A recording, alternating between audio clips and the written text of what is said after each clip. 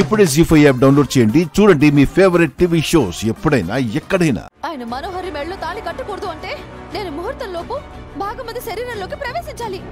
చాలు బాలిక, చాలు. నీవు పెట్టిన పరుగు, పంచిన ప్రేమ, పడిన కష్టములు చాలు. ఎటులో జరగవలనని లిఖించి ఉన్నదో అటులోనే జరుగును. నా మాట విని మనము బయలుదేరదము. రమ్ము రమ్ము బాలిక. రాను గుప్తా గారు, రాలేను కూడా. నేనే కాదు, ఏ తల్లి తన పిల్లలు ఆపదలో ఉన్నారని తెలిస్తే ప్రాణం పోయినా కూడా పోరాడుతూనే ఉంటారు. నేను అదే చేస్తున్నా.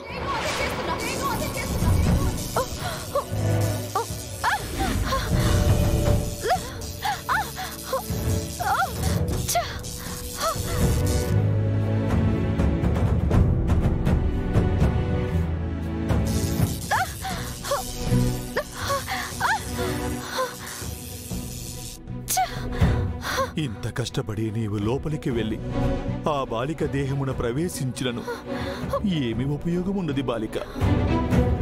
మనోహరిపై నీవు చేయు ఆరోపణలకు సాక్ష్యములున్నవా? అవి నీవు ఎటుల నిరూపించగలవు? నాకు కూడా లోపలికి వెళ్ళి నిజాలు చెప్పి కన్విన్స్ చేసే ఓపిక టైము రెండు లేవు గుప్తా గారు, లేవు. పౌర్ణమి గడియలు అయిపోయేలోపు అగులోపు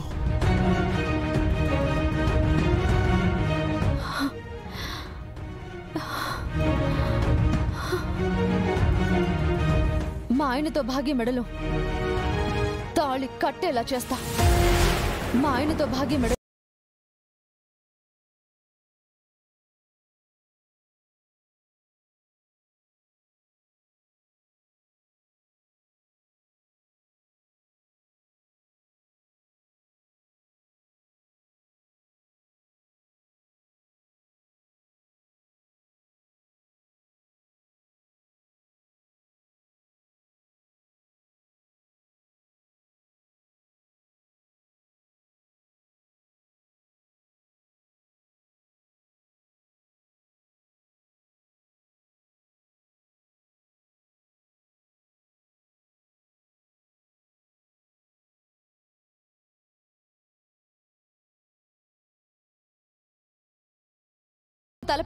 దేవుడు తలపెట్టిన గొప్ప కార్యం ఇలా ప్రకృతికి విరుద్ధముగా వెళ్ళినచో జరగబోవునది వినాశనం.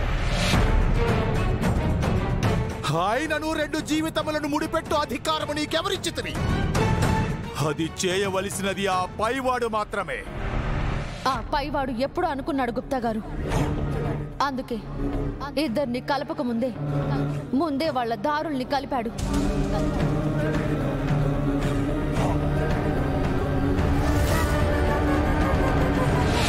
నా తాళి ఎప్పటికైనా తనకే దక్కాల్సింది కాబట్టి నేను చనిపోయిన వెంటనే నా తాళి తన దగ్గరికి చేర్చాడు.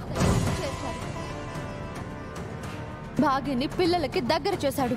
ఇంటి కోడలు కాకముందే పెద్దవాళ్ల మనసుకి దగ్గర చేశాడు.